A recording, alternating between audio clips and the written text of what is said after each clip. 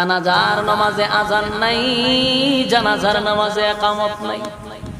নামাজ হয় কিন্তু আজান নাই গো, নামাজ হয় কিন্তু ইকামত নাই। কারণ তুমি যখন জন্ম নিছো তখনই ডান কানে আজান, বাম কানে ইকামত। এখন শুধু নামাজের কথা।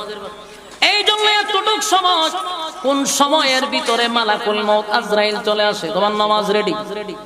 আমার যুবক ভাইরা, মুমিন কোন সময় মরণের জন্য মুমিন চিন্তা করে না। এই আব্দুল্লাহ বিন হুযাফা ডাক দিয়া বলে, বাদশা আমি মরণের ভয়ে কান্দি না, আমি কান্দি এই জীবনে আমার মালিকের জন্য আমি কি করলাম। আমি যদি আরেকবার জন্ম নিতাম, আরেকবার শাহাদাত বরণ করতাম, আরেকবার জন্ম নিতাম, আরেকবার শাহাদাত বরণ করতাম। এই বেতায় ব্যতীত হইয়া আমি কান্ধি। সুবহানাল্লাহ। বাদশা কয়, সর্বনাশ, এখন যদি তারে আমি আগুন দিয়া জ্বালাই তাহলে হে জিতে দেব, আর আমি বাদশা হেরে যাব। তাহলে তারে আমি জিতাইব না, তারে হারাইব।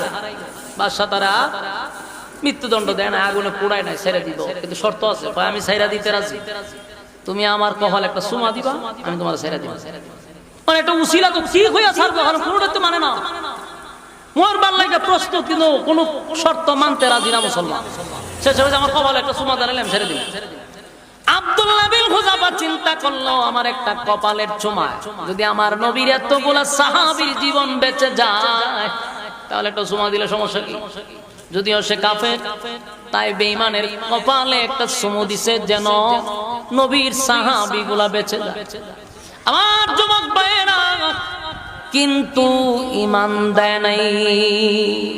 কোন ঈমান দিছে?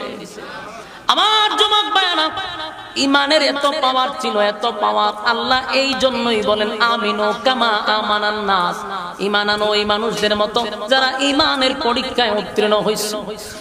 এক নাম্বার হলো ইন্নাল্লাযীনা আমানু, এক নাম্বার ঈমান। দুই নাম্বার হলো ওয়াআমিলুস সালিহাত, দুই নাম্বার হলো নেক আমল। বলুন দুই নাম্বার কি? আরো জোরে। দুই নাম্বার হলো নেক আমল। এই যে মাহফিলটার ভিতরে আপনারা বসছেন, এটা নেক আমল। আরামের ঘুম হারাম করছেন, নরমাল বিছানাতে বসছেন, প্রতিটা আয়াতের প্রতিটা হরফে হরফে 10টা করে নেকি আপনার আমলনামায় ঢুকতেছে। সুবহানাল্লাহ।